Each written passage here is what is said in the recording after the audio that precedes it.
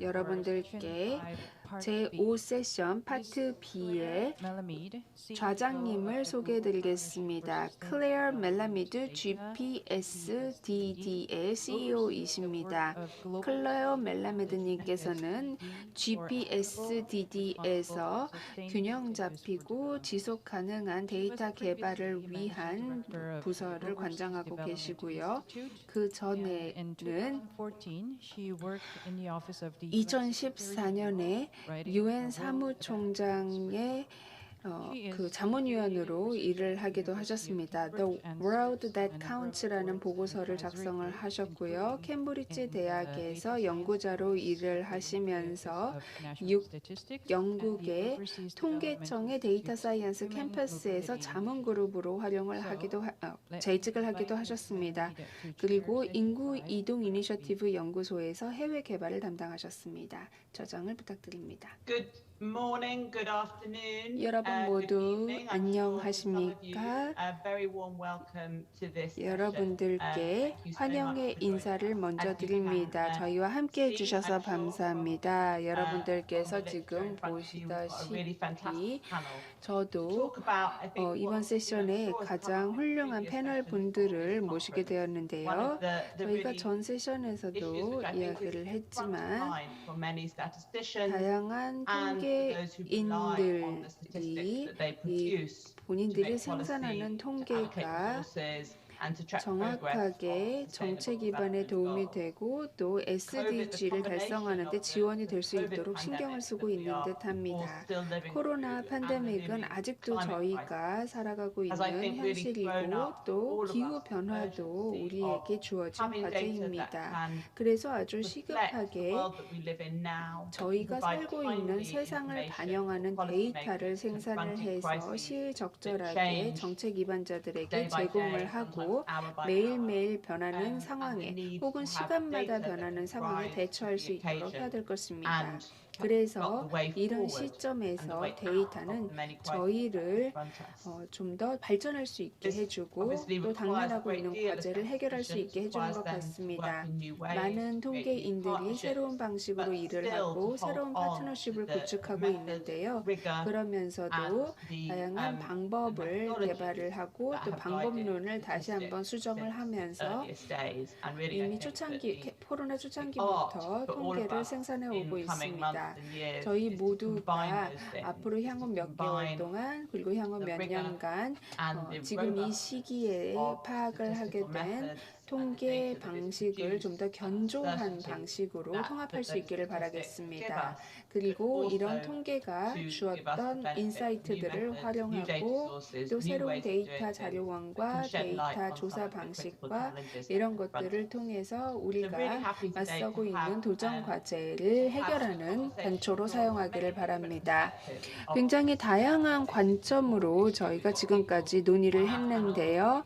저희 패널들을 보게 되면은요, 파트너십에 대해서도 이야기를 해주실 거고 어떤 실천을 하고 있는지에 대해서도 설명을 해주실 겁니다. 저희가 첫 번째 연사로는 알렉스 칼다스님을 모셨는데요. 지금 유네트에서 유엔의 특별기관입니다. 유네트에서 최전선에 서서 통계 방식과 통계 산출물들을 생산을 하고 있습니다. 그리고 많은 국가들이 데이터 체계를 개선을 하는 과정에서 본인들의 목표, 즉 기후변화에 대응하기 위한 목표에 적절하게 활용될 수 있도록 신경을 쓰고 있고요. 그 외에 다른 연사분들도 준비를 하고 계시는데요. UN 기관들뿐만 아니라 지역기구들 그리고 또 정부 안에 통계국에서 나오신 분들도 계십니다. 새로운 파트너십을 구축하기 위해서 그리고 적절한 정보를 제공하기 위해서 어떤 일을 하는지 공유를 해주시면 저희에게 위기를 극복하는 데 많은 도움이 될 것입니다. 자, 그러면 알렉스님 이야기부터 듣겠습니다. 네, 감사합니다. 시간대는 다를 것 같은데요. 인사의 말씀 드리고요. 그리고 소개 말씀 좌장님 감사합니다. 이와 같은 너무나 좋은 기회를 마련해 주신 그런 주최 측에 감사의 말씀 드립니다. 무엇보다 공간 정보와 통계 정보의 통합이라는 너무나 중요한 주제를 대상으로 말씀드리게 되는데요. 앞으로는 우리가 구체적인 행동을 통해서 그리고 지능 데이터의 활용을 통해서 더욱더 중요한 주제가 될 거라고 생각합니다. 오늘 저는 주로 이와 같은 공간 정보 활용에 대해서 말씀드릴 것이고요. 두 번째로는 파트너십에 대해서 말씀드리고 싶습니다. 왜냐하면 파트너십을 통해서만이 우리가 확장을 해서 이와 같은 복잡한 문제에 잘 대응할 수 있기 때문입니다. 이 파트너십 중에 하나로 UN 지오스페이셜 네트워크가 있는데요. 38개의 UN 시스템이 한데에 모여서 조율을 하고 있습니다. 공간 정보 시스템에 대한 조율이 이렇게 이루어지고 있는데요. 여기서 보시면 전반적인 UNGGIM의 아키텍처를 보실 수 있습니다. 여러 그런 주제별의 네트워크가 존재합니다. 예를 들어 학계라던가 혹은 민간 분야와의 네트워크가 있고요. 무엇보다 UN 시스템 상의 네트워크도 있습니다. 오늘 저는 이 중에서도 여러분께 좀 전략면에 대해서 말씀드리고 싶습니다. 전략과 구조와 그리고 활동에 대해서 말씀을 드리고 싶은데요. 어떻게 우리가 이런 파트너십을 통해서 공간 정보의 가치를 창출하고 있는지 말씀드리고 싶습니다. 사실 실무 그룹은 훨씬 더 전에 있었습니다. UN 시스템 차원의 실무 그룹이 있었는데요. 거의 20년 전이네요. 근데 2017년도에 이르서야 저희가 이렇게 네트워크를 만들어서 보다 응집력 있는 어떤 조정을 공간 정보 분야에서 UN 차원에서 할 수 있었습니다. 그래서 아시겠지만 거의 37개의 에이전시, 26개로 시작해서 37개의 에이전시로 확대했으니까 파트너십이 크게 확장되었습니다. 더 중요한 것은 저희가 보다 바로 지금 목적인데요. 조정과 그리고 협업과 그리고 공유를 강화하자는 것이 저희의 주된 목표입니다. 이런 목표를 저희가 염두에 두고 있고요. 또 커뮤니케이션과 또 인식 제고입니다. UN 기구 전체에 걸쳐서 공간 정보 활용에 대한 커뮤니케이션 인식 제고를 하는 것이고요. 그리고 조정된 어떤 공간 정보의 가용성, 접근성을 개선하는 것입니다. 그 다음으로는 이제 회원국들에게 공간 정보에 대한 렐러번스, 중요성에 대한 홍보를 하는 것이죠.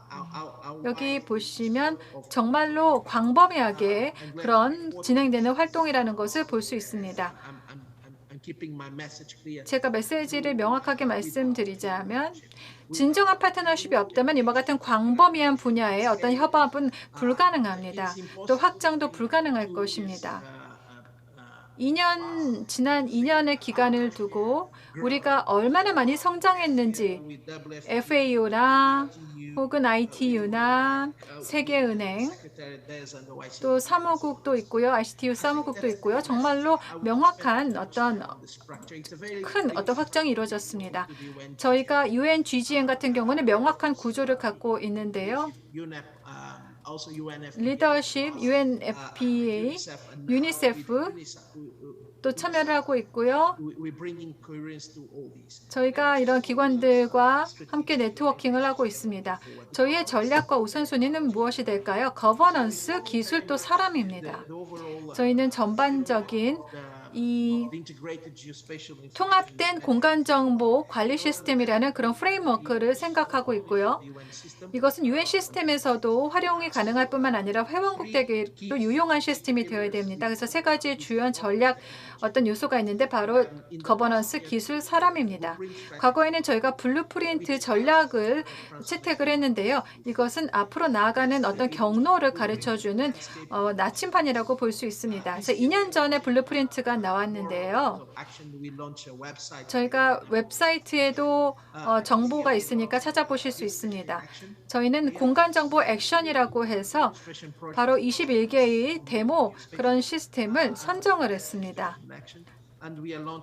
또한 공간정보, 인간을 위한 공간정보라고 해서 저희가 특히 코로나 사태에 대응하기 위한 공간정보 시스템 자료도 내놓고 있습니다. 저희가 이렇게 여러 가지 주제로 보고를 하고 있고요.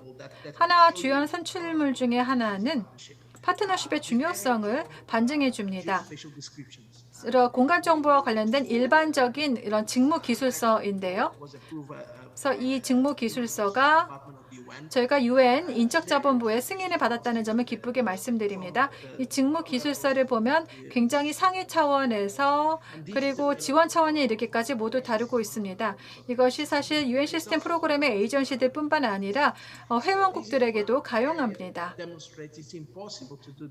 사실 이런 작업을 진정한 파트너십이 없다면 또 협업이 없다면 이런 산출물을 내는 것 자체가 불가능할 것입니다. 왜냐하면 워낙 관련된 주체들이 많기 때문이고요. 그 다음으로는 마지막으로 좀 말씀드리고 싶은 것이 저희는 보다 집중적으로 이런 통계 활동과 관련된 조율 작업을 하고 있습니다. 그래서 CCS인데요. 이런 공간 정보, 그리고 공간 정보의 과학, 공간 정보의 그런 주체들, 그리고 통계와의 통합이 중요하다고 생각합니다. 그래서 협업이 필요하고 중요한데요. 그렇다면 공간 정보와 통계 정보를 어떻게 통합할 수 있을까요? 왜냐하면 이런 통합이 있어야 우리가 회원국들에게 유용한 정보를 제공할 수 있기 때문입니다. 제가 시간이 다 된 것을 알고 있고요. 그래서 발표는 이것으로 마무리하겠습니다. 다만 끝내기 전에 제가 서두에 말씀드렸듯이 여러분과 이렇게 자료를 공유하게 되어서 감사하고요. 기회가 있다면 더 자세히 또 말씀을 드리고 싶습니다. 두 가지 키워드 다시 강조하고 싶습니다. 하나는 파트너십입니다. 시스템 전체에 걸친 그리고 회원국들과의 협업입니다. 그래야만 우리가 확장을 할 수 있고 실질적인 영향을 미칠 수 있습니다. 두 번째로는 통합입니다. 공간 정보와 그리고 통계 정보의 통합. 이것이 두 번째 키워드입니다. 그를 통해서 우리가 실질적으로 의사결정에 도움을 줄 수 있는 데이터를 제공할 수 있습니다. 이것으로 UN Geospatial GGIM 회원들을 대표해서 다시 한번 감사의 말씀드리고 싶습니다. 너무나 좋은 발표 기회를 주셨고요. 차장님 감사합니다. 감사합니다, 알렉스님. 저희와 함께 공유를 해주셔서 감사합니다. 저희에게 어떻게 파트너십이 UN 전반에 걸쳐서 효과를 볼 수 있는지 잘 설명을 해주신 것 같습니다. 저도 하나 말씀을 드리면은요, 많은 분들이 노력을 해주셨는데요. 제 경험에 비추어 보았을 때 이렇게 파트너십을 기반으로 활동하는 것 이제 몇 년, 수년이 되었는데요. 제가 보기에는 기술적 차원의 파트너십, 지금 제안해 주신 것처럼 이런 것과 또 개인 차원의 어떤 협업이 또 있을 것입니다. 근데 좀 저는 서로 배우면서 그리고 서로 또한 즐거운 분위기에서 협업을 하기 위해서는 서로 아이디어를 자유롭게 나눌 수 있어야 됩니다. 근데 이게 기관적 차원으로 올라가면 좀 힘들게 됩니다. 왜냐하면 어떤 관성이 있을 수 있고요. 정치적인 문제가 기입될 수도 있습니다. 그래서 또 제가 궁금한 것은 이렇게 파트너십을 이제까지 만들어 오셨는데요. 기술적 차원에서도 파트너십을 해왔지만 아마 제도적 차원에서도 굉장히 좀 복잡한 구조지만 그리고 많은 것들을 UN 시스템의 어떤 다이내믹을 고려해야 되지만 이렇게 파트너십을 추진해 오셨는데요. 어떻게 이와 같은 파트너십을 제도적 차원, 기관적 차원에서 그리고 개인적 차원에서 모두 성취하기 위한 비결이 있을까요? 너무나 좋은 질문을 해주셨습니다. 저도 전적으로 동의합니다. 제가 핵심 단어를 말씀드렸는데요. 리더십이 여기서 중요합니다. 그 말은 명확한 리더십이 존재해야 됩니다. 그래야만 강력하게 보다 구체적인 어떤 행동 계획을 실천할 수 있고요. 두 번째로는 명확한 어떤 전략적인 청사진입니다. 그런 이유로 저희가 첫 번째로 첫 해, 두 해째 집중했던 분야가 바로 토대를 닦는 것이었습니다. 전략적 분야의 토대를 닦아서 집중할 분야를 선정하는 것이죠. 그래서 리더십, 어떤 초점이 있는 리더십, 그리고 어떤 청사진을 구체적인 행동으로 이을 수 있는 어떤 행동입니다. 1, 2년에 걸쳐서 저희가 청사진을 만들어냈는데요. 이를 통해 보다 명확하게 37개의 그런 기관들 사이에 합의를 이끌어낼 수 있었습니다. 따라서 제도적, 기관적 차원에서도 어떤 분야에 초점을 두고 어떤 사출물을 낼지 명확하게 정의가 되고 합의가 되어 있다는 것이죠. 세 번째로는 렐러번스, 상관성이 중요합니다. 중요한 키워드입니다. 어떤 경우에 이런 기관들이 렐러번스에 너무나 많은 시간을 할애하는 경우가 많은데요. 일단 우리가 무엇이 상관성이 있는 중요한 분야인가 선정을 하게 되면 그 다음은 좀 모든 것이 쉬워집니다. 우리가 공간 정보 같은 경우는 1, 2년 동안 이런 토대를 닦는 작업을 해서 렐러번트 있는 상관성이 있는 어떤 토픽에 집중할 수 있었고요. 그 다음으로는 어떻게 어떤 조달이죠. 위성 이미지 같은 것을 어떻게 조달할 것인가 또 하는 문제가 있습니다. 재원을 보다 경제적으로 사용하고 동원할 수 있는 방법이 필요합니다. 다시 한번 말씀드리지만 이것도 네트워크 파트너십의 힘이 있기에 가능합니다. 리더십 그리고 강력한 전략적인 포커스 세 번째로는 렐러번스 중요한 토픽에 집중하는 것이라고 말씀드리겠습니다. 네, 감사합니다. 정말 큰 도움이 되었습니다. 저희가 이제 토론을 통해서 다른 분야에 대한 질문도 드리겠습니다. 자, 그러면 이제 리켄 뭉크 한센님을 초대를 하겠습니다. UNESCAP에서 통계국에서 일하고 계시는데요. UN은 각 지역위원회를 통해서 조율 업무와 지식 공유 그리고 각 개개인의 회원 국가들의 프로젝트의 스케일을 키워준다던가 지원한다던가 이런 것들을 사무국의 전문 지식을 활용해서 하고 있는데요. 그래서 이 혁신과 파트너십이라는 영역에서 아주 많은 경험을 하고 있기 때문에 그 부분을 오늘 공유해 주실 겁니다. 리켄님 부탁드립니다. 네, 감사합니다, 저장님. 소개 감사하고요. 이 발표를 오늘 하게 되어서 대단히 기쁩니다. 제가 보기에는 좀 더 광의적인 의미에서 아시아 태평양 지역의 관점을 공유를 하는 것이 통계청에서 이번 회의를 주재하는 만큼 필요할 거라고 생각을 했습니다. 저희가 최근에 이 세션에서 특히나 이런 변화, 진화에 대해서 다루고 있기 때문에 저도 이 변화에 대해서 좀 중점적으로 이야기를 하겠습니다. 자, 변화부터 시작하겠습니다. 아까 클레어님께서도 말씀을 하셨습니다만은 SDG에 대해서 언급을 하셨죠. 제가 그 SDG를 이어받아서 발표를 하겠습니다. 지금 이 장표를 보시면은요, 왜 우리가 변화해야 하는지 그 이유가 나와 있습니다. 전 세계적으로 SDG와 어젠다 2030의 달성 시기가 정해져 있는데요. 지금 보시는 것처럼 아시아 태평양 지역에서 그 달성 성과에 대한 추적이 가능합니다. 왜냐하면 SDG 관련된 데이터 가용성이 개선되고 있기 때문입니다. 그럼에도 불구하고 지금 현 시점으로 봤을 때 아직도 너무 부족합니다. SDG 지표는 총 129개가 있는데요. 아시아 태평양 지역의 진척률을 측정하기에는 아직도 데이터가 부족합니다. 그리고 SDG 지표와 목표 중에서 5번, 11번, 14번이 특히나 더 데이터가 부족합니다. 아시아 태평양 지역의 80% 혹은 그 이상의 지역에서 SDG 지표와 목표가 부족하기 때문에 저희 통계와 데이터는 의사결정 과정에 사용이 되어야 하기도 하지만 글로벌 단에서의 약속이 지켜지고 있는지 모니터링을 하기 위해서도 더 많은 데이터가 필요합니다. 제가 약속이라고 지금 말씀을 드렸는데요. 일단 아시아 태평양 지역의 수석 통계인들과 통계청장님들이 모이셔서 이미 약속에 대해서 합의를 했습니다. 여기에 적혀 있는데 제가 다 읽어드리지는 않겠지만 저희가 우선순위 영역을 정했고 제가 여기에 정리를 좀 해놓았습니다. 붉은색으로 표기가 되어 있는 단어들이 핵심 단어인데요. 참여하기, 통합하기, 현대화하기 등등이 있습니다. 혁신도 있죠.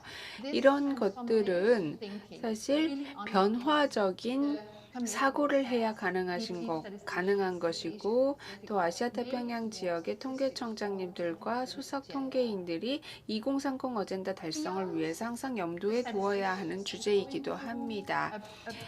이렇게 해서 정부 전체를 아우르는 아시아태평양 지역의 통계 관련 약속이 있습니다.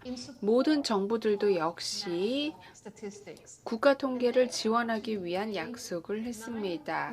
총 9개의 약속이었는데요. 이 약속들은 실제로 정부 전체에서 필요하다고 느끼는 데이터를 지원을 하고요.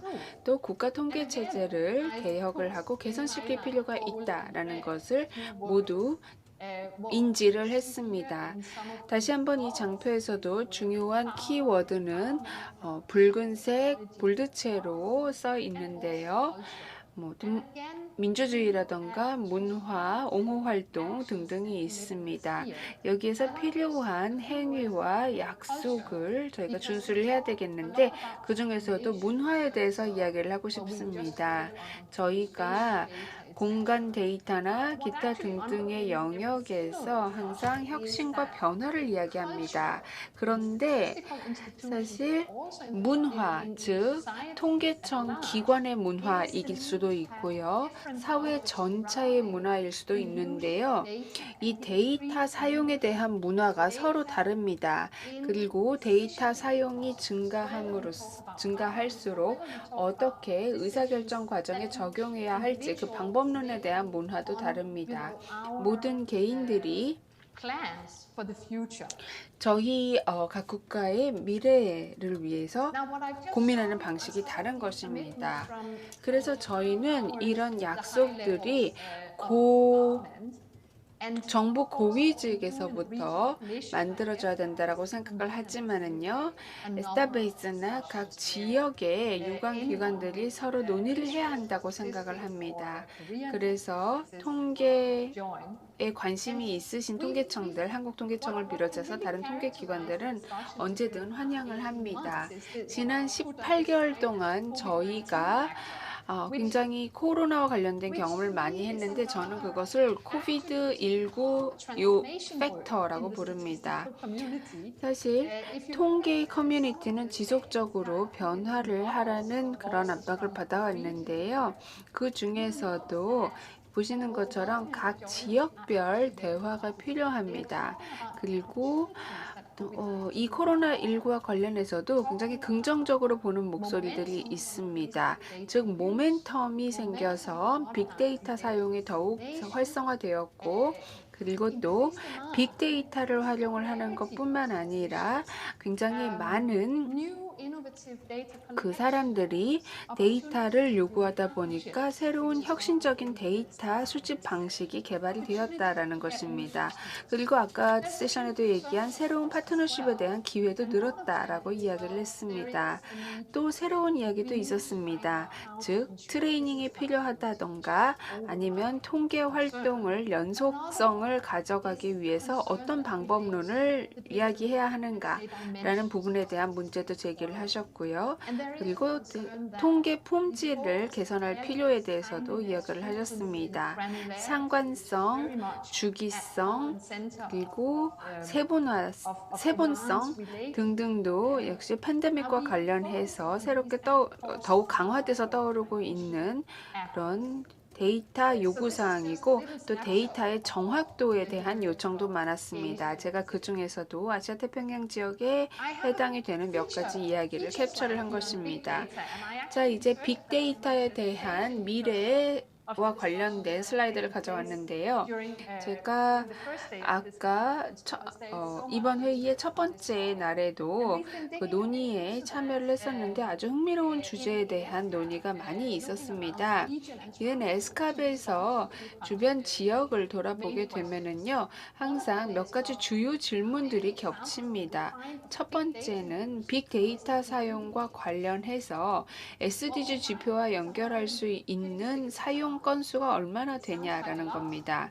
50개다라고 하면 굉장히 많다고 느껴질 수가 있지만은요, 여기서 슬라이드를 보시면은요, 오히려 필리핀에 관련된 시민과학 데이터고요. 그 이후에도 굉장히 많습니다. 시민 데이터, 공간 데이터, 그리고 휴대폰 데이터를 사용을 해서 빅데이터 사용 예시를 받기도 했습니다. 또 다른 질문은요, 국가통계청에서 얼마나 많은 사례를 추출했냐라는 건데요. 제가 103개라고 대답을 하겠습니다. 그런데 이 103개 중에서 24개는 필리핀을 제외한 수치입니다. 즉, 국가통계청들은 시민 데이터와 공간 데이터 그리고 휴대폰 데이터를 사용을 했습니다. 자, 그러면은 SDG 지표 중에서 가장 많은 달성 사례가 있는 것은 어떤 수치인가요? 라고 했는데 15.1.1이라는 영역으로 나왔습니다. 이것은 임업지에 관련된 그 전체 부지 중에서 임업지 비율이었고요. 그리고 왜 어떤 SDG 지표가 국가통계청으로부터 가장 많이 추적이 된 그런 지표였는가라는 질문이 있었는데 역시 1.3.1이고 총 7개의 사례가 추출이 되었습니다. 이 모든 자료원들은요, 완벽하게 정기적인 통계 생산 활동에 포함이 되지는 않는다고 하더라도 굉장히 중요한 정보를 제공하고 있었습니다. 지금 보고 계시는 것은요, 저희 여러분의 그 변화 과정과 같이 대입을 해서 보실 수 있는 사이트들인데요. 저희 에스캅과 파트너 기관들에서 실시하고 있는 프로젝트에 관한 정보이고 링크도 같이 있습니다. 아주 많은 대화가 필요하고요. 그리고 또 글로벌 오션 어카운트 파트너십이라고 해서 저희 CRVS를 다루는 곳이기도 합니다. 여러분들께서 관심이 있으시면 한번 보시기 바랍니다. 저희가 스tats 카페라는 것을 통해서 일주일에 한 번씩 모이기도 하는데요. 여러분들이 아시아 태평양 지역에 있지 않다고 하더라도 한 번쯤 참여해 보시길 바랍니다. 전 세계의 글로벌 통계인들이 참여하는 것을 저희도 환영합니다. 자, 변화와 관련해서 중요한 키 메시지를 말씀드리겠습니다.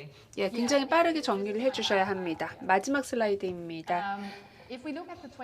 저희가 2030 지속 가능 개발 아젠다를 보게 되면은요, 혁신에 대한 니즈를 계속 강조하고 있습니다. 새로운 기관 차원에서 설정이나 새로운 데이터원이나 새로운 방식, 파트너십이 모두 포함이 됩니다. 그래서 저희는 국가통계청들이 유일한 데이터 생태계의 플레이어라고 생각하지 않고 많은 파트너와 서비스들을 찾아서 적절하게 산출물을 제공해야 할 것입니다. 당연히 이용자도 같이 참여를 해야 되고요. 기관의 변화를 위해서는 클레어님께서도 이야기를 하셨습니다만은 통계 변화의 기관의 변화가 가장 핵심이 될 것입니다. 감사합니다. 네, 리켄님 감사합니다. 굉장히 많은 정보들을 다루어 주셨는데요. 이 부분에 대해서 저희가 논의를 할 때 분명히 다시 다루도록 하겠습니다. 그런데 제가 또 흥미를 갖고 있는 부분이 있는데요. 아까 그 진입 장벽에 대한 질문입니다. 아주 많은 열정이나 잠재력을 보았다라고 이야기를 하셨는데요.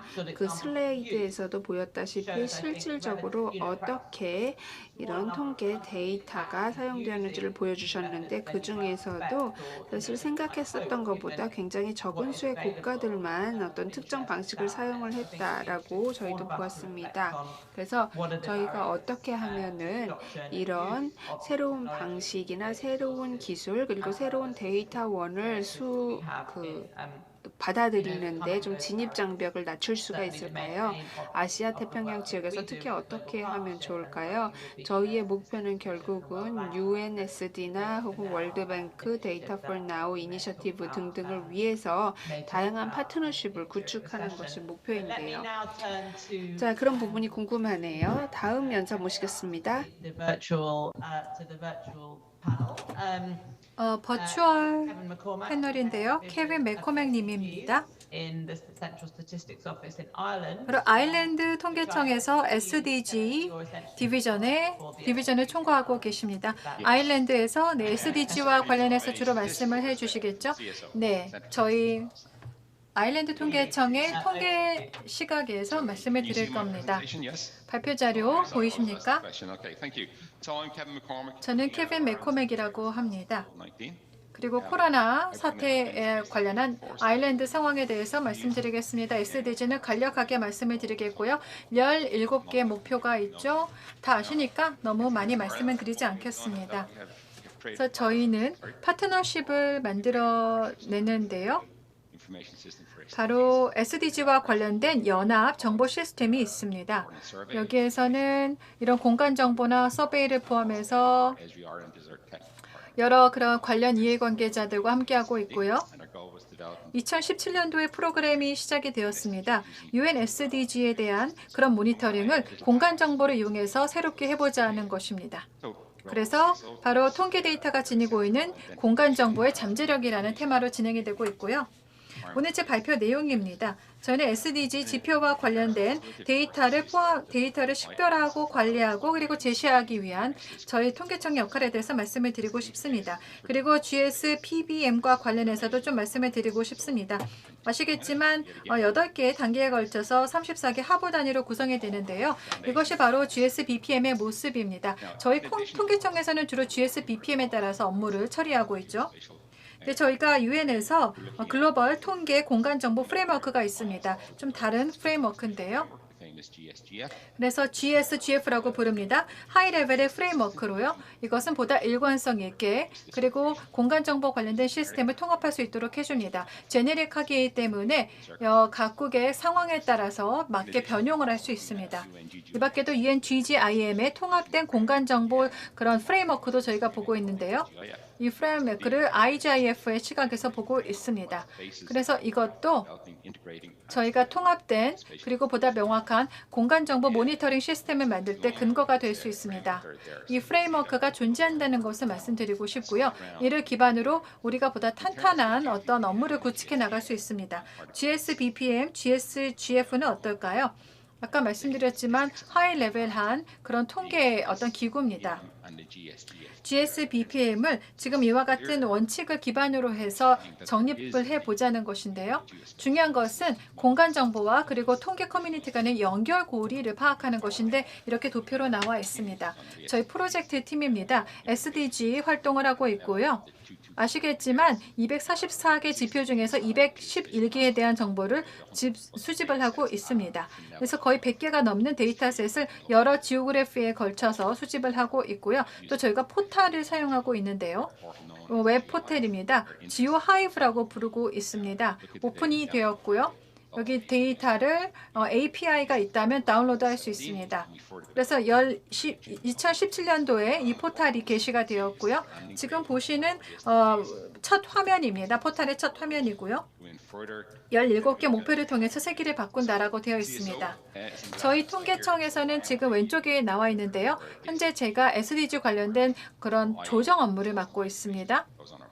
그래서 저희 포털에서 이렇게 정보를 갖고 와서 SDG에 대한 보고가 되고 있는데요. 저희가 오픈 데이터 포털을 갖고 있습니다. 여기서 공간 정보 식별자를 놓게 되죠. 그 다음에 업로드를 하고요. 지오하이브 플랫폼에 넣죠. 그 다음에 정보 시각화가 이루어집니다. 그래서 포털에서 다운로드가 가능한 형태로 바뀌고요. 시각화가 되기 때문에 여러 그런 환경에 따라서 공간정보 포탈 혹은 지오하이브에 대한 링크를 구성할 수 있습니다. 저희 통계청에서 직접 다운로드 받을 수도 있고요. 아니면 사용자들을 보니까 많은 경우 기술이라던가 혹은 애질이 소프트웨어가 되어 있지 않기 때문에 그런 경우는 튜토리얼을 제공하고 있습니다. 그래서 제대로 시각화를 해서 볼 수 있도록 도와주고 있고요. 물론 아일랜드의 그런 포탈 반응이 좋습니다. 정부에서도 그렇고요. 이 포털에 그런 정보가 담겨져 있기 때문에 SDG에 대한 진척 사항을 잘 파악할 수 있습니다. 3, 4년 정도 이제 된 셈인데요. 예를 들어 커뮤니케이션이라던가 기후정보라던가 이런 것들을 보면 저희가 국가 SDG 목표에 대한 보고를 할 때 포털을 통한 정보를 이용하는 것을 볼 수 있습니다. 저희가 파트너십에서는 거버넌스 팀이 있는데요. 저희가 CSO 그리고 에즈리 데이터 거버넌스 팀이 있습니다. 이 밖에도 보다 제너럴한 그런 UN SDG와의 거버넌스가 모델이 있습니다. 그래서 저희가 분기별로 이렇게 함께 회동을 하고 있고요. UN SDG 데이터를 보시면은 메타데이터나 비즈니스 글로설이라던가 혹은 라이프 사이클 매니지먼트 데이터 품질 같은 것을 보고 있습니다. 그래서 UN 그런 고위 공무원 그룹이 있죠. 바로 데크라고 해서 저희 CSO와 그리고 OSI가 모두 회원으로 활동하고 있습니다. 이 그룹에서는 바로 공식 보고서를 아일랜드가 SDG 목표에 얼마큼 진척해서 다가가고 있는가 보고서를 내고 있고요. 그리고 각각의 목표별로 정책적인 면에 대한 공식적인 어떤 책임을 지는 그런 역할을 하고 있습니다. 저희가 공간 정보 그런 데이터를 센서스 데이터에서도 활용을 하고 있고요. 그래서 이런 공간 정보와 통계 정보를 통합하는 링크를 찾아가는 그런 작업을 하고 있는 것입니다. 데이터가 각각의 파일별로 가능한데요. 두 개의 커뮤니티를 함께 통합한다고 보시면 됩니다. 그래서 보다 세분화된 데이터를 제공합니다. 여기 한번 보시면 서비스 지역의 어떤 가구들을 보여주고 있습니다. 학교도 나와 있고요. 도서관도 나와 있는데요. 여기에서는 거리를 파악할 수 있습니다. 예를 들어 주거 지역과 이런 서비스가 제공되는 지역 간의 평균 거리를 볼 수 있죠. 예를 들어 저희가 칸트칼로가 지금 아일랜드에 있는 작은 지역입니다. 보시면 56,932명 정도가 거주하고 있는데 저희가 그 콜럼버스 지역에서 보면은 센서스 자료에 기반해 봤을 때 각각의 그런 시설 같은 것이 얼마나 떨어져 있는지를 볼 수가 있습니다. 뭐 우체국이라던가 은행이나 도서관들이 얼마나 멀리 지리적으로 분포되어 있는지가 볼 수 있죠. 이런 것들이 바로 공간 정보와 통계 시스템이 통합된 사례입니다. 그 다음으로는 SDG 허브입니다. 저희도 그동안의 경험을 기반으로 해서 SDG 헙을 만들었습니다. 그것이 보완적인 역할을 하고 있고요. 다양한 사용자와 그리고 고객들이 와서 정보를 보고 있습니다. 이제까지 7개의 목표를 대상으로 해서 지금 정보를 공표를 하고 있습니다. 그리고 CSO와의 어떤 커뮤니케이션 채널이 되고 있는데요. 그 목표는 앞서도 말씀드렸지만 저희가 이렇게 17개의 목표를 보여드리고 있고 그리고 지금 244개의 지표 중에서 211개의 지표에 대한 그런 데이터를 수집하고 있습니다. 그래서 CSO에서 이런 오시면 저희 그런 정보를 다 보실 수가 있습니다. 간행물입니다. 저희가 각각의 목표별로 하나씩 간행물을 내놓고 있는데요. 그래서 저희가 올해 9에서 17까지도 다 간행물을 완성하려고 합니다. 왼쪽에 보시면은 저희 포털에 오면은 정보를 보실 수가 있고요. 다양한 간행물 보실 수 있습니다. 여기 링크를 클릭하면 정보를 다 보실 수 있습니다. 지금 그래픽입니다.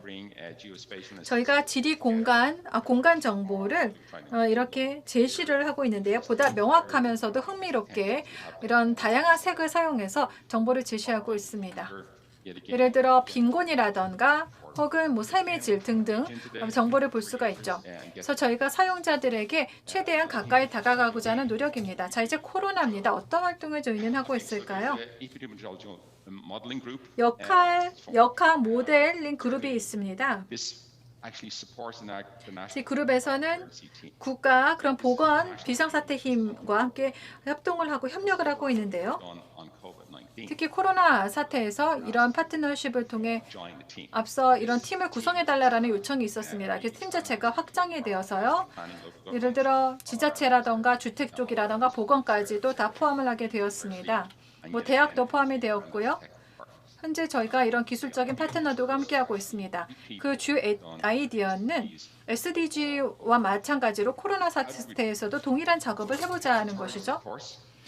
여기 보건당국이 있습니다. 보건당국은 보통 우리 통계청과 정보를 공유하지는 않습니다. 그래서 가용한 정보가 저희 통계청에서는 그만큼 줄어들게 되는데요. 하지만 이 허브에 다양한 대시보드가 있습니다. 내셔널 허브 대시보드가 있고요. 그리고 상시 어떤 대시보드입니다. 여기에 공간 정보를 함께 통합해서 내부 대시보드가 또 가능합니다. 지금 보시는 것이 센서스 정보를 기반으로 한 대시보드입니다. 예를 들어 락다운 조치를 취했을 때 사람들이 각각의 포인트별로 도로를 얼마나 이용하고 있는가 이런 것들을 볼 수 있고요.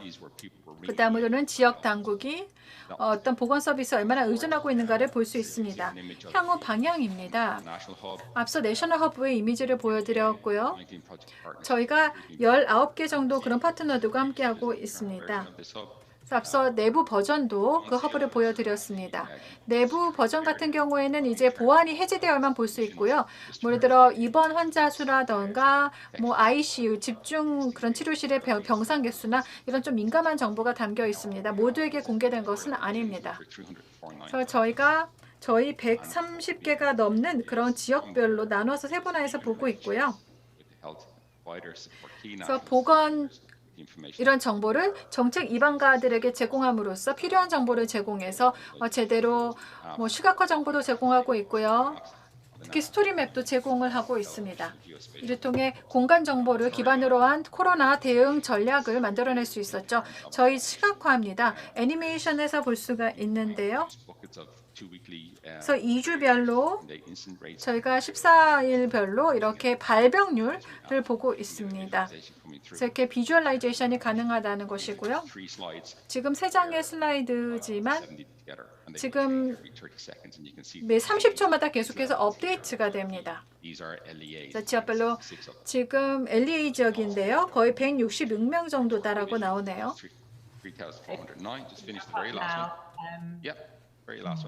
예, 마지막입니다. 이렇게 슬라이드에서는 지금 거의 3,000개가 넘는 지역이라고 아까 말씀을 드렸습니다. 지금 색이 진할수록 감염률이 높은 지역입니다. 그래서 지금 지역별로 이거를 계속 화살표를 옮겨가면서 상세한 정보를 볼 수 있습니다. 이것으로 마무리하겠습니다. 죄송합니다. 몇십 초 정도 좀 지난 것 같습니다. 죄송합니다. 네, 감사합니다. 발표. 아주 흥미로운 내용의 발표였고요. 제가 앞서 여러분들의 이야기를 들었는데 저는 무엇보다 어떤 정보를 갖고 있고 이런 플랫폼은 어떻게 활용하고 있고 그런 이것이 어떻게 고품질의 의사결정을 내리는 데 기여하는지 이런 이야기를 좀 해주셨는데 흥미로웠습니다. 관련된 그룹도 참 다양할 텐데요. 이런 플랫폼 자체를 사용하는 그룹도 굉장히 다양하겠죠. 말씀해주신 시각화 자료도 흥미로웠습니다. 자, 그러면 실질적인 활용이라는 주제로 넘어가기 전에요. 이와 관련해서는 해주실 좋은 말씀이 많을 것 같은데요. 그 다음으로 마지막 연자분을 소개해드리겠습니다. 유수프 무랑과님입니다. 루안다 통계청의 통계청장님이신데요. 루안다는 새로운 방식으로 파트너십을 개발하는데 아프리카에서 주도적인 역할을 해왔습니다. 그리고 국가적인 차원에서 아프리카 권역의 다양한 통계 이니셔티브에 많은 공헌을 해주시기도 하셨습니다. 전체 권역을 관장하는 데이터 이니셔티브를 많이 진행을 하시고 또 UN 측에도 많은 공유를 해주시고 계시는데요. 발표 부탁드립니다.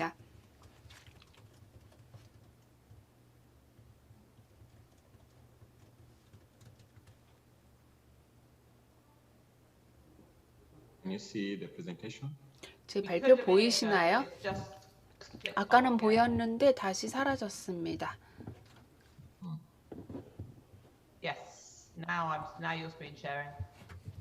네, 이제 스크린 공유를 하고 계시네요.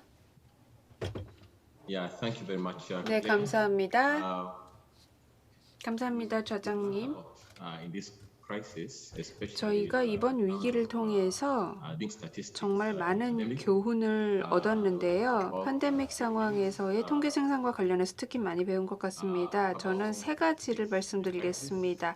첫 번째, 위기 상황에서의 통계를 말씀을 드리고 그 다음에 위기, 팬데믹 이해하기, 그리고 우리가 배운 교훈, 이렇게 3가지 부분으로 나누겠습니다. 팬데믹 상황에서 통계를 생산한다라는 것은 세 가지 이슈를 해결해야 한다는 의미입니다. 첫 번째로 통계 업무에 시사하는 바가 무엇인지를 파악해야 됩니다. 특히 봉쇄령이 내려지고 불확실성이 존재하는 이런 상황에서 통계청에서 전통적인 방식으로 통계 자료를 수집하는 것이 어려워졌습니다. 그래서 통계 업무를 위해서 사전에 기획을 한다는 것이 정말 어려워졌고요. 모두 다 아시다시피 통계 생산은 현장 조사와 밀접한 관계가 있기 때문에 저희의 업무는 팬데믹 상황에서 해결해야 되는 부분이 많았습니다. 또 데이터의 품질을 확보하는 것이 참 어려웠습니다.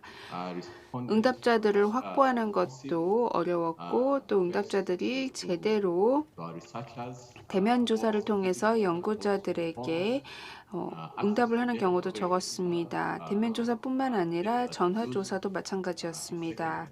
저희가 활용하는 데이터 중에서 또 2차 데이터뿐만 아니라 또 각 정부기관들이 주는 2차 데이터도 록다운 상황에서는 제대로 작용하지 않았고 또 저희 직원들도 보건 리스크에 노출이 되면서 아주 어려운 상황이었습니다. 또 법적인 이슈도 있었습니다. 저희 직원이 바이러스에 감염되는 그런 경우도 있었습니다. 그리고 또 이 위기를 이해하는 차원에서 말씀을 드리면 첫 번째 팬데믹이 너무 급속도로 확산이 되었습니다. 그래서 록다운이나 이동 제한도 빠르게 조치가 취해졌고 그 과정에서 통계에도 영향을 받을 수밖에 없었습니다. 물론 많은 국가들이 마찬가지였겠습니다마는 사실 이런 상황에서 통계를 핵심적인 서비스라고 인식하지는 않습니다. 록다운 상황에서 그래서 저희 통계기관이 통계 활동을 계속하는 것이 쉽지는 않았습니다.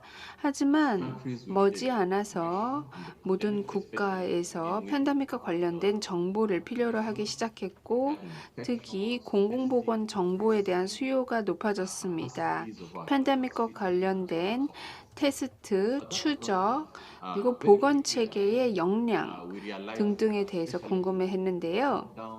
특히 록다운이 되고 락다운의 영향에 대해서 궁금해하는 사람들이 늘어나면서 사회적인 이슈로도 같이 연결이 되었습니다. 취약계층, 식량안보, 교육 등등의 다양한 사회 이슈가 발생했고 경제적으로는 팬데믹으로 인한 경제 영향이 무엇인지 실업률, 공급사슬 붕괴 등등이 있었고요. 정치적인 측면에선 허가 철회 혹은 사회 정치적인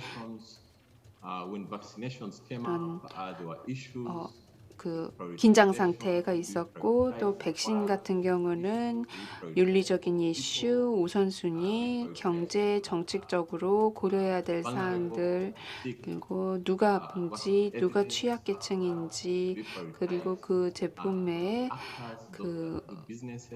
환경은 무엇인지, 기업들은 어떤 영향을 받는지, 이런 상황에서 정치적으로 고려해야 되는 사항은 무엇인지 이런 이슈들이 발생을 했고요. 또 데이터 수요가 특히 높았던 것은 언제 회복이 될 것인가, 어디에서부터 회복이 되고 있고 어떻게 될 것이고 언제 회복이 될 것인가 이런 것들을 저희가 전부 다루어야 했습니다. 저희가 관찰을 해본 결과 많은 통계청 사무소에서 이 모든 그런 데이터 수요에 대처를 하고 또 위기를 이해하는 것을 지원해 주었던 것 같습니다.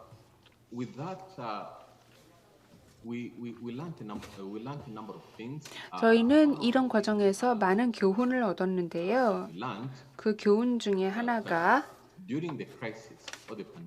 위기, 팬데믹 상황에서 통계 업무들은 국가 차원에서 섹터 차원에서 아주 많은 영향을 받았습니다. 그리고 통계 활동이 아예 중단되는 경우도 많았습니다. 하지만 바로 그때 통계를 가장 많이 필요로 하는 시점이기도 했습니다. 그런데 통계 업무를 이런 중요한 팬데믹 같은 위기 상황에서 가장 핵심적이고 중요한 서비스로 인지하는 것은 좀 적었습니다. 위기 팬데믹 상황에서 저희는 직접적으로 위기에 연관된 통계만 필요로 하는 것은 아니었습니다. 그 외에도 특정한 위기를 넘어서는 위기를 전반적으로 혹은 상세하게 이해할 수 있는 다른 영역에서의 통계도 많이 필요로 했습니다. 사회적인 이슈, 경제적인 이슈와 관련된 통계도 필요로 했고 또 공중보건 데이터는 당연했습니다.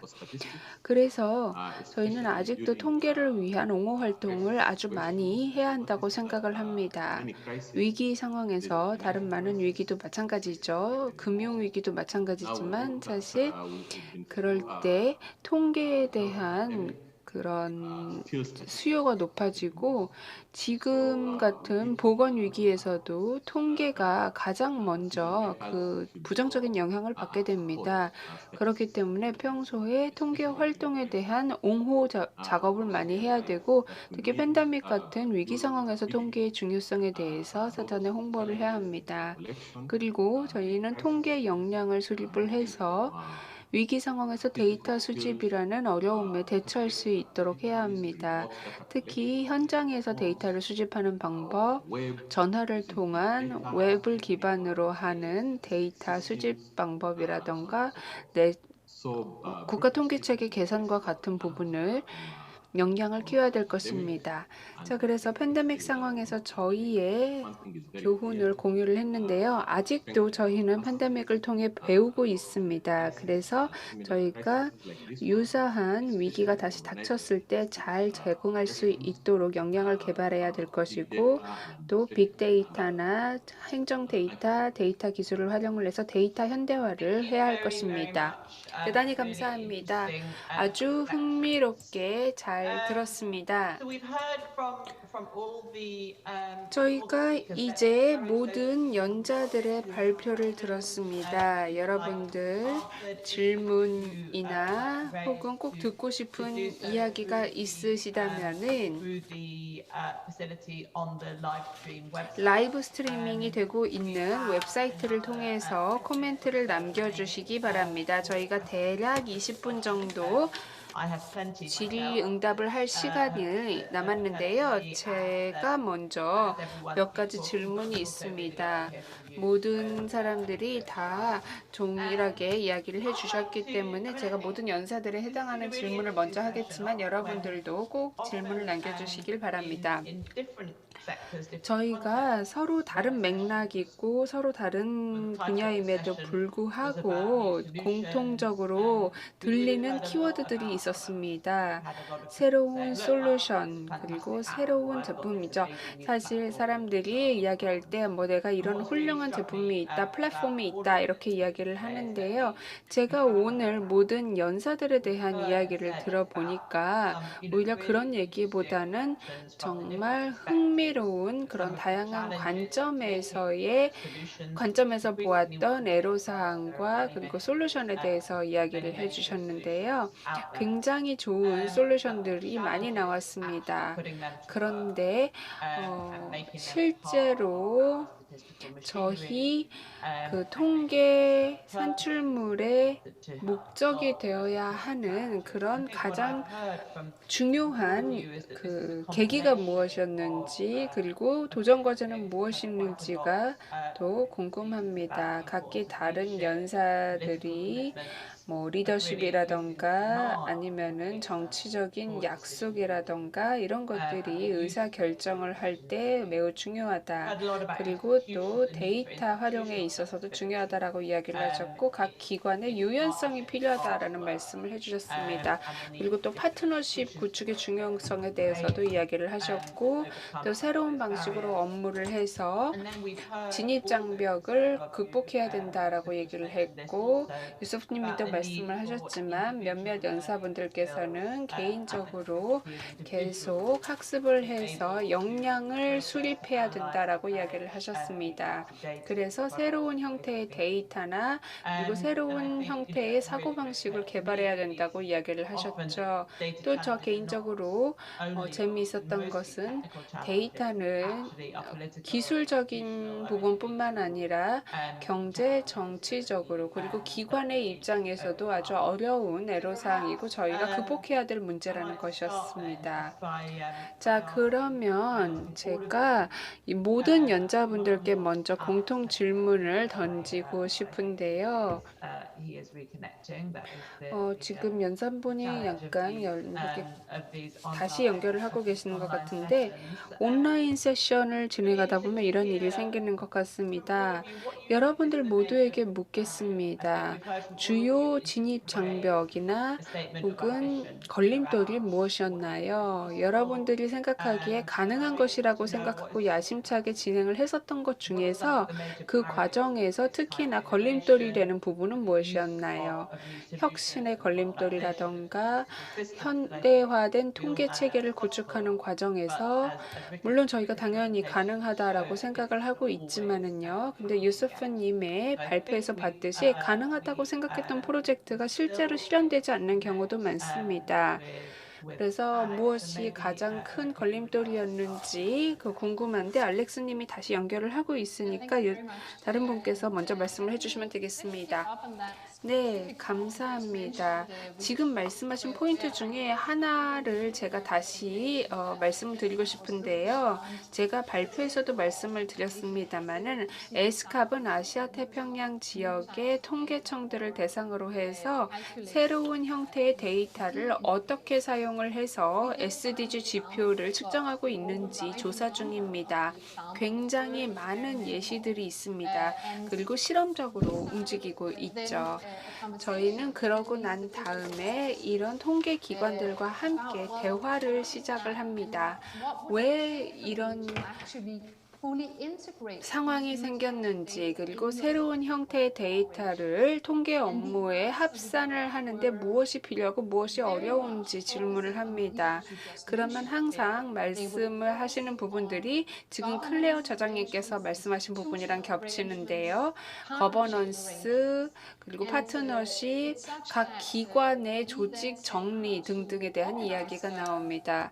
그래서 이런 부분에 대해서는 아시아 태평양 지역에서 전문가 토론이 필요하다고 생각을 해서 이번 주에 빅데이터라는 주제로 전문가 토론회를 엽니다. 저희가 거기에서 거버넌스와 파트너십 모델이라는 주제를 특별히 선정을 했을 정도로 중요한 이야기입니다. 그래서 여러분들께서 사실 기술적인 애로사항에 대해서 인지를 하기 이미 오래 전부터 통계청에서는요, 법규나 규제에 맞닥뜨려서 통계 업무를 수행하지 못하는 경우들이 많았습니다. 민간 분야에서 데이터를 공유하지 않는 경우도 있고, 그리고 또 법규에 막혀서 이런 데이터 공유를 못하는 경우도 있었습니다. 그러면 통계 업무가 중단이 되는 것입니다.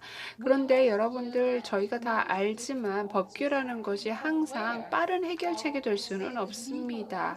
저희는 전반적으로 통계 업무를 하는 이 환경의 규제에 대해서 먼저 알아야 되고 물론 저희가 통계법은 잘 알고 있지만 일반적인 법이 사실 올해 데이터 거버넌스와 관련해서 많이 신설이 되었습니다. 신규 법이 제정이 되면서 사회의 많은 이해관계자들이 관여를 하게 되었기 때문에 이 데이터 정책이 저희에게 정말 중요한 걸림돌이 되고 있습니다. 그래서 데이터 거버넌스에 저희 통계청이 먼저 주도권을 가지고 담론을 이끌어야 되는 것입니다. 민간 기업 중에 통계청의 이런 이니셔티브에 같이 토론에 참석을 한 적이 있었는데요. 통계청이 좀 더 좋은 파트너로서 같이 일을 하려면 무엇이 필요하다고 생각을 합니까? 라고 했더니 데이터의 효용성에 대해서 이야기를 해주셨습니다. 그러니까 통계청이 그동안 굉장히 위험 회피적인 성향을 보였고 너무 뻣뻣했다라는 것이죠. 이 주제를 저는 의제로 한번 올리고 다른 연사분들이 어떤 이야기를 하는지 들어보겠습니다. 네, 감사합니다. 아주 흥미로웠고요. 거버넌스, 정책, 그리고 리더와 관련된 이런 이슈들은 정말로 중요하다고 생각합니다. 그런데 충분히 우리가 주의를 기울이고 있지 못한 이슈도 있죠. 혹시 더 첨언하실 말이 있을까요? 거버넌스 법률적인 측면 이슈가 많은데요. 어떤 장애물에 무엇을 더 어떤 장애물이 더 있다고 생각하십니까? 이와 같은 야심찬 계획들은 많은데 이것을 실행하는 측면에서의 어떤 장애물이요? 두 가지 말씀드리겠습니다. 첫 번째로 맞습니다. 통계기관들은 위험 회피적인 성향이 있습니다. 물론 그거에 대한 이유들은 많습니다. 통계기관들은 소위 말하는 공식 통계를 생산해야 되는 의무가 있습니다. 그리고 공식 통계는 가능한 정확해야 합니다. 결정적으로 정확해야 하기 때문에 그래서 통계기관들은 이런 공식 통계를 지지해야 하는 입장이고 그러다 보니까 리스크를 감수를 하려 하지 않습니다. 그래서 방법론에 의지를 하게 되고 좀 더 견조하고 일관성이 있는 그런 방법론을 개발하기를 원하는데 그게 쉽지가 않죠. 통계청이 주관을 하는 경제통계라던가 사회통계와 관련해서 글로벌 통계 커뮤니티가 어떻게 하는지 참조를 하고 방법론도 보고 UN 기관이나 파오나 아니면 다양한 국제기구들이 어떻게 하는지 참조를 하기도 합니다. 그렇기 때문에 통계기관 입장에서는 공식적인 어떤 그 방법론을 빠르게 개발해서 이것이 공식 통계다라고 쉽게 말하기는 어려운 것입니다. 네, 감사합니다. 굉장히 중요한 포인트를 말씀을 해주셨습니다.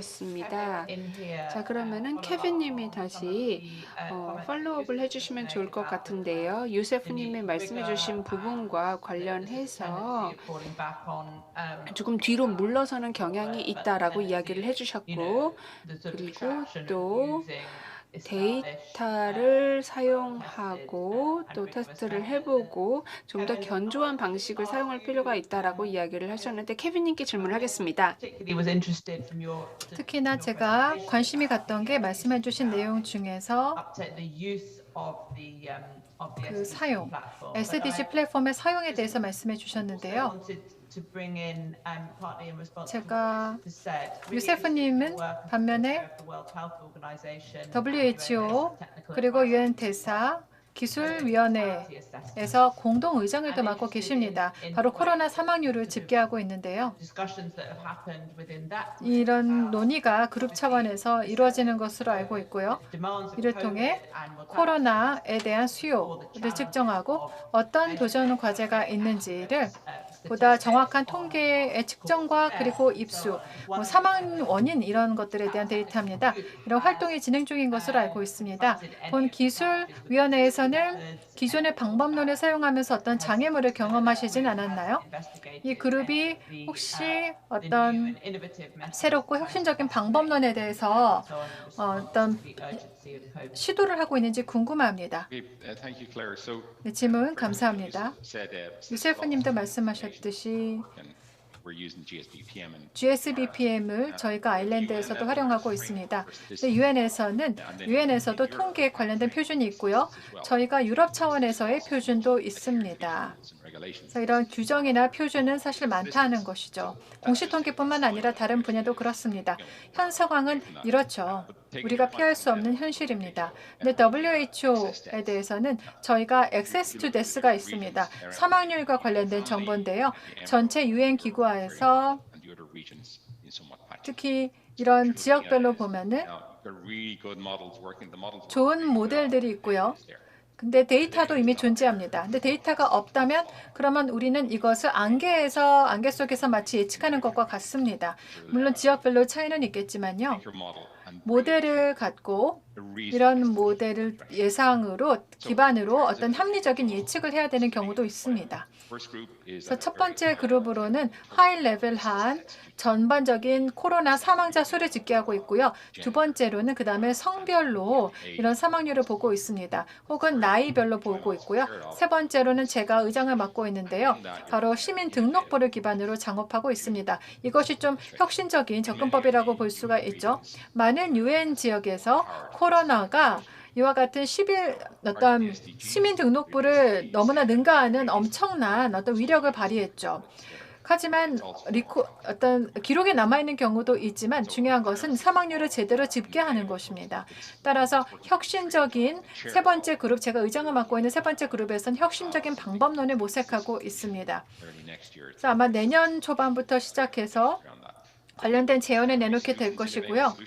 혁신적인 솔루션은 있습니다. 근데 문제는 아예 정보가 없는 그런 부분도 있는데 이런 분야임에도 불구하고 통계가 필요할 경우에는 단순한 어떤 서베이를 통해서 할 수 없는 경우 혁신적인 방법론이 필요할 수도 있다는 것이죠. 좋긴 하지만 문제는 이런 경우에는 언제까지나 추정치가 될 수밖에 없습니다. 하지만 사망률 같은 것은 중요한 수치이고요. 그래서 저희는 이런 시민 등록부를 이용해서 좀 처리하고 있습니다. 그 다음에 수치에 어떤 차이가 있는지 보고요. 그래서 코로나와 관련된 사망률이다 라고 할 경우에는 이렇게 정리가 됩니다. 시민 등록부를 통해서 그런데 국제적인 어떤 비교가 또 가능해야 될 것입니다. 뭐 천식일 수도 있고 혹은 심장마비일 수도 있고 100% 전적으로 코로나로 기인한 사망이 아닌 경우도 있는데요. 이런 것들을 가려낼 수 있어야 되죠. 그래서 WHO에서는 무엇보다도 이런 시민 어떤 등록부 기반으로 좀 활동을 할 필요도 있습니다. 사실 팬데믹으로 인해서 시스템에 대한 압력은 굉장히 엄청납니다. 보다 전향적인 사고를 통해 이와 같은 등록 시스템 자체를 보다 강건하게 만들어서 앞으로의 상황에 대처할 필요가 있다고 하겠습니다. 코로나가 특정 분야에서는 더 많은 영향을 미친 것도 사실입니다. 유엔에서도 코로나의 영향을 특히나 더 많이 받은 분야가 있다는 것이죠. 하지만 저희가 기술이라던가 토대라던가 이런 경험은 충분히 갖고 있습니다. 다른 유엔의 기관들을 보면 좀 속도는 느릴 수도 있겠지만 하지만 받아들이고 있고요. 중요한 것은 일단은 굉장히 상황 자체가 심각하다는 것. 그래서 필요할 경우에는 우리가 도움을 줄 수 있어야 된다. 이 정도로 말씀을 드리겠습니다. 감사합니다. 네, 저도 아주 중요한 점을 짚어주셨습니다. 특히 현재 데이터 쪽을 보면은 주로 논의되고 있는 내용이 이런 혁신을 우리가 유지해야 된다라는 것이죠. 그래야만 이런 코로나라는 도전 과제에 응대해 나갈 수 있다는 것입니다. 파트너십 이야기도 나오고 있고요. 그래서 저도 사실 저는 그 무엇보다도 중요한 레슨은 바로 말씀해 주신 사항이라고 생각합니다. 보다 이미 강력한 기반을 토대로 이것을 더욱더 강건하게 만들어야 됩니다. 뭐 효과적인 CIVS 시스템이라던가 정보관리 시스템이라던가 이런 것들이 필요할 수 있고요. 새로운 데이터원이나 혹은 파트너십이 있다면 이것을 활용할 수 있어야 됩니다. 이런 토대를 기반으로 말이죠.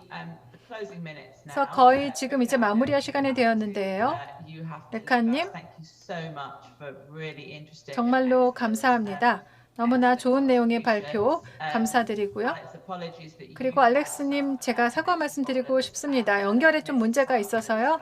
그래서 논의 내용을 좀 놓치셨죠? 자, 이제 마무리를 하면서 혹시 모든 분들께 마지막으로 한마디씩 해주시겠습니까? 생각하시기에 한 가지 정도, 뭐 한 가지 더 이상을 빠르게 대답해 주실 수도 있고요. 생각하시기에 우리가 지금 이 순간에서 이런 위기 상황에서 뭔가 교훈이 있다면 우리 데이터와 통계 시스템을 보다 장기적으로 강력하게 만들 수 있는 요소가 있다면 무엇일까요?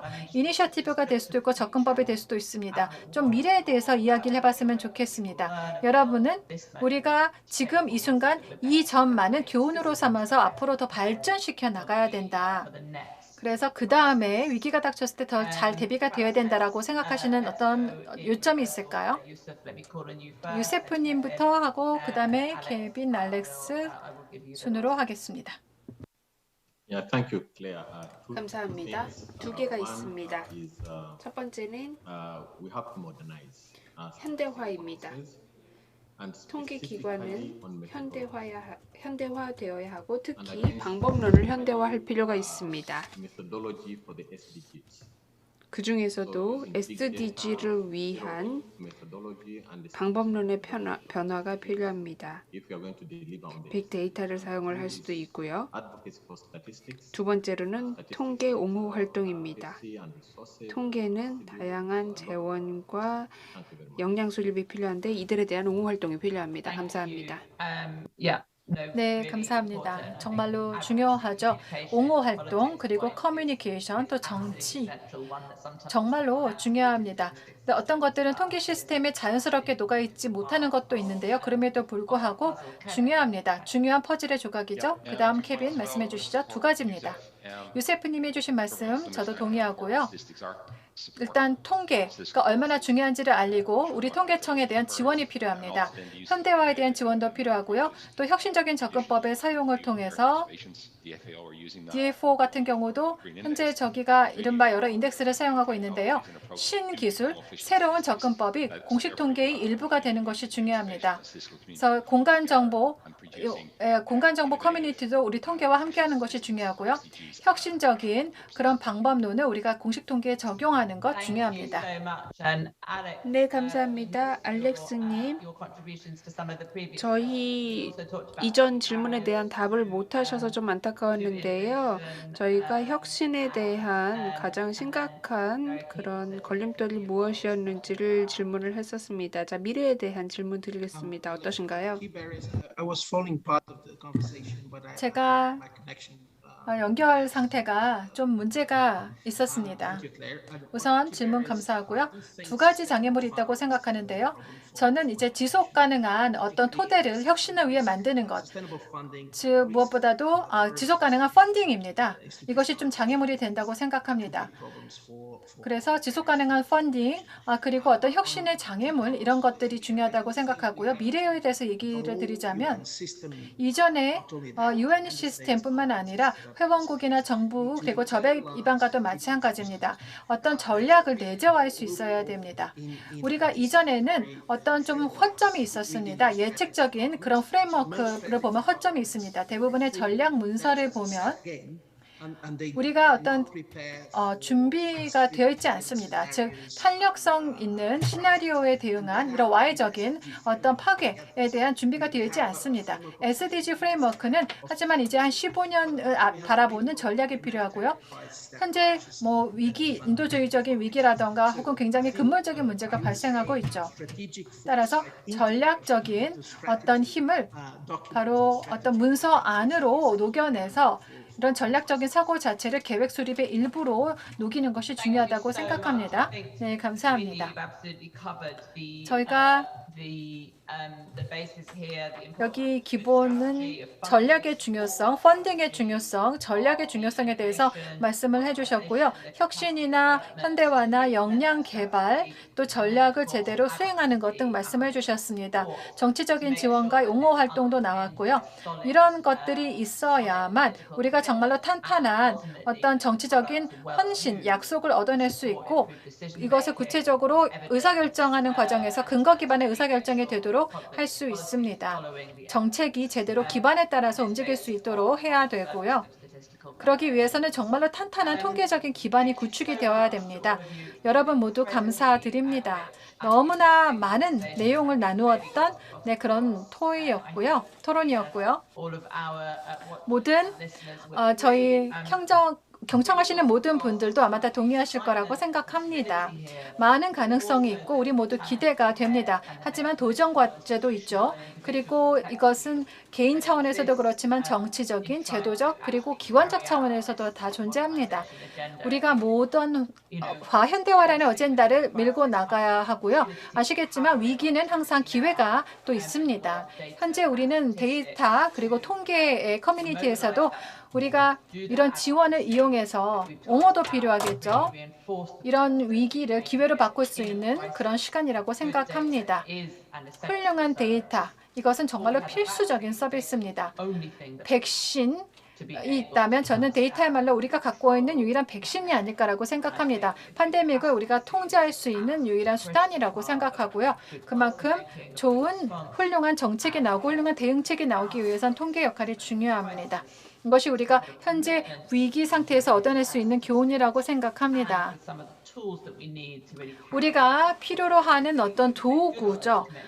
우리가 약속을 제대로 지키기 위해서는 훌륭한 또 도구가 필요하고요.